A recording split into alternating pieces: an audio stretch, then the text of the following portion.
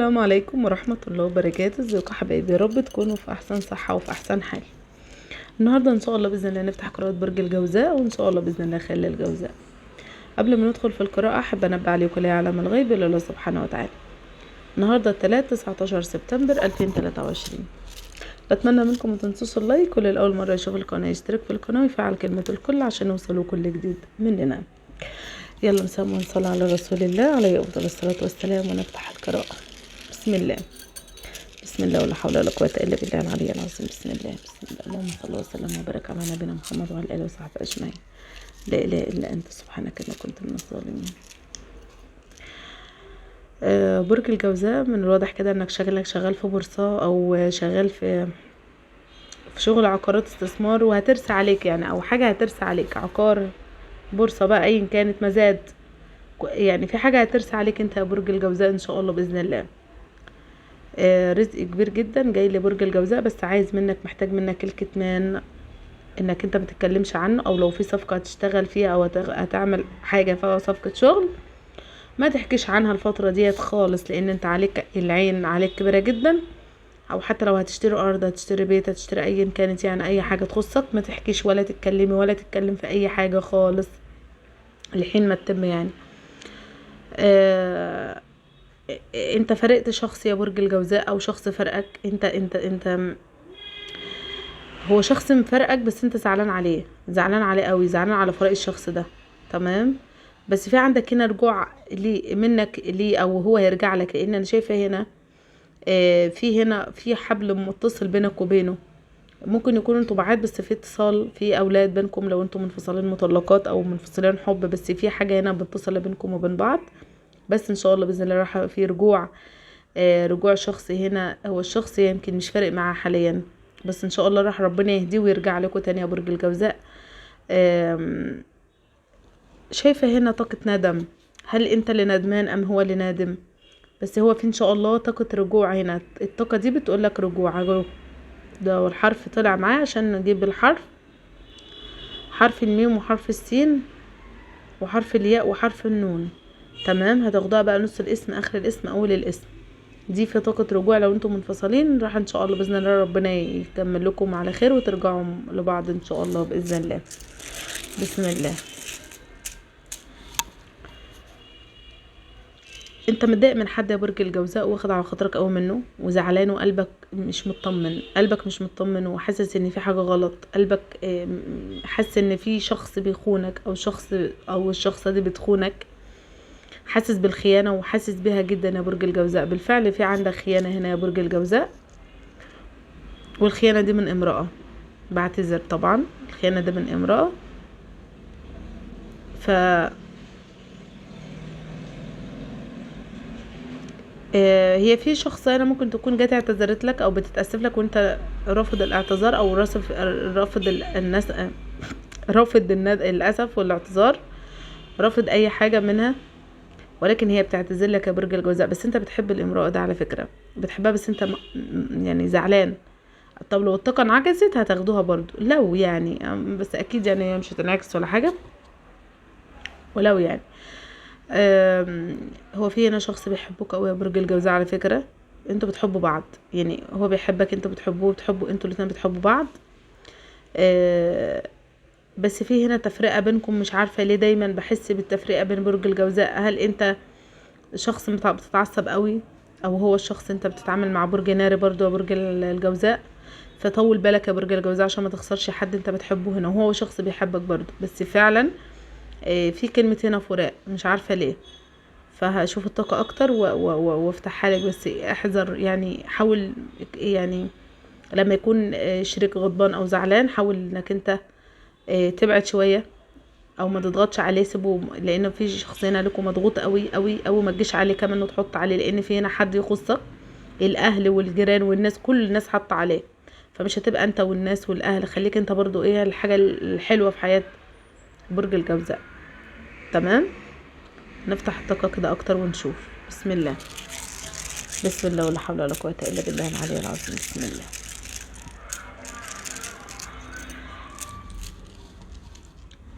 خلاص يا برج الجوزاء، انت بص خرجت الشخص ده من حياتك ومش ناوي تدخله حياتك بالفعل، لان شخص هو ما يستاهلش برج الجوزاء بالفعل.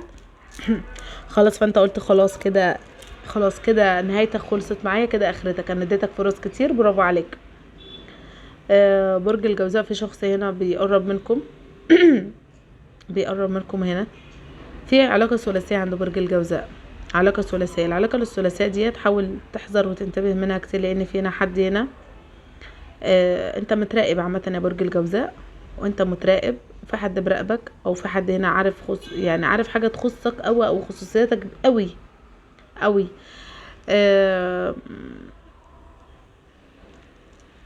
انتبه لحد من اولادك يا برج الجوزاء، لو انت امرأة او راجل، يعني عشان في هنا حاجة، عشان يعني حاولوا تشوفوا اولادكم، تشوفوا بتكلموا مين، بتصاحبوا مين، اصدقائكم مين، الكلام ده كله، خروجاتكم، فسحاتكم، الحاجات دي، عيد ميلاد، عزة، الكلام اللي انتوا اكيد انتوا فاهمين الطاقة. حاول انك انت تنتبه شوية للاولاد، بس شوية كده، ما تخلوش شغلكم مشاكلكم بينك وبين الزوج والكلام ده كله يأثر على علاقاتكم بالحياة اللي انتوا فيها او باولادكم، عشان هنا دي طاقة تحذير بحذركم منها يا برج الجوزاء.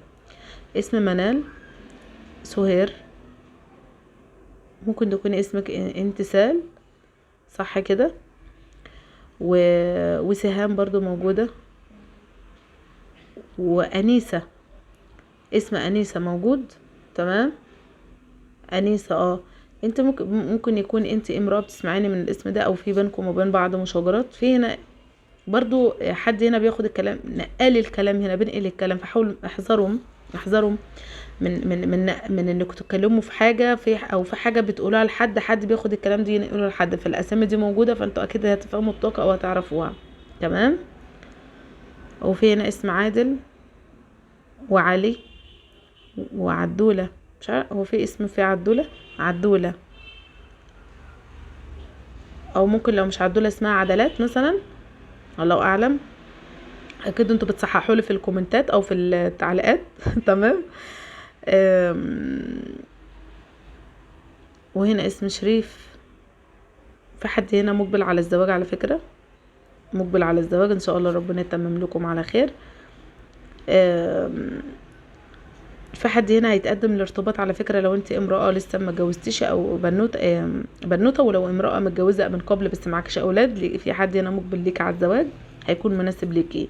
في حد هنا متطلق بس معوش اولاد، يعني بدون اولاد، او اولادك مثلا مع زوجك الله اعلم، بس انت بطولك يعني. ففي هنا عندك ارتباط قريب جدا. في هنا اسم صالح، ان شاء الله باذن الله هيكون عندكم جواز صالح، جوازه صالحه، حتى لو انت اسمك صالح بقى. بس في هنا جواز، هيكون في جوازه صالحه، في شخص صالح، في شخص صالحه في حياتكم، لان كلمه الزواج وجه من وراها الاسم ده. برضو بنبه عليكم، يعني هتاخدوا الطاقه برضو اللي تنطبق عليكم. نفتح الطاقه اكتر كده ونشوف يا برج الجوزاء. بسم الله، ولا حول ولا قوه الا بالله. بسم الله، بسم الله. انت ممكن يكون عندك مشاكل شويه في الشغل يا برج الجوزاء الفتره ديت، او في حد مضايقك في الشغل، حد بيضايقك او بيحاول يخلعك من مكانك، او بيضايقك عشان تطلع من المكان ده. بس خليك ثابت وجودك، او خليك مكانك، اعمل نفسك بارد الفتره دي يا برج الجوزاء، مش لازم تبقى ما تنفعلش، خليك بارد. حصن نفسك يا برج الجوزاء. عندك هنا غيره وحقد من اللي حواليك، هنا ناس كتير قوي، يعني اللهم لا شماتها، هي نفسها تشمت فيك، بس ان شاء الله مش هتشمت في برج الجوزاء، لان فينا ناس طيبه جدا وقريبه من ربنا قوي. عندكم هدف وبيتحقق يا برج الجوزاء.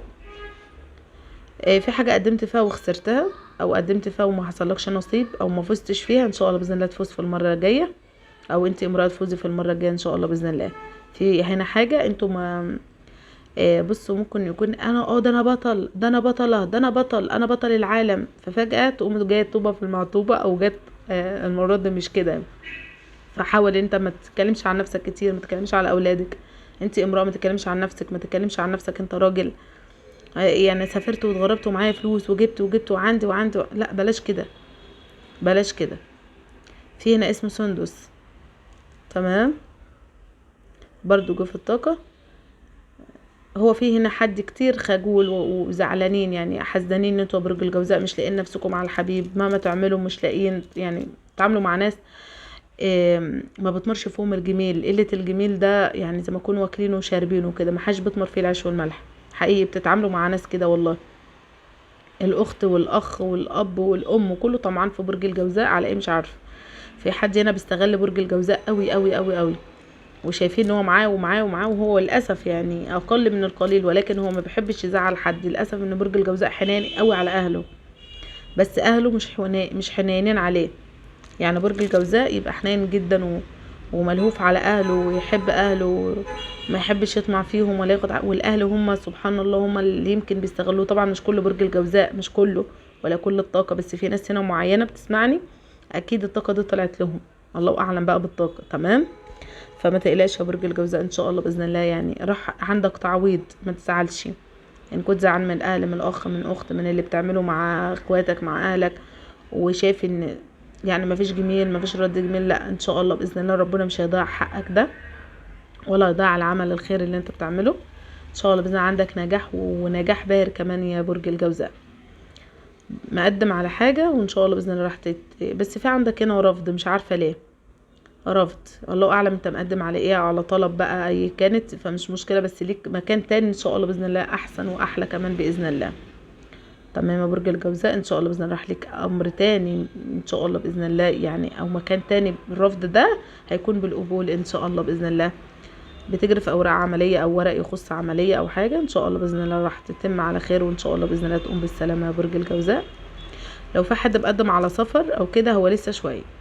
تمام، لسه شويه، مش قدام اننا مثلا الامور مفتوحه دلوقتي، ولكن لسه شويه ان شاء الله. بس في سفر، في سفر، بس لسه شويه قدامي. تمام، ممكن خدها شهور ان شاء الله باذن الله على خير يا برج الجوزاء. تتسعد يا رب، وربنا يوفقكم ويوفق الجميع، اللهم امين. اكتفي طبعا بالقراءه، وان شاء الله باذن الله لما انطبقش على القراءه ينطبق على الفيديو القادم ان شاء الله باذن الله. واشوفك على فيديو جديد، والسلام عليكم ورحمه الله وبركاته. في رعايه الله.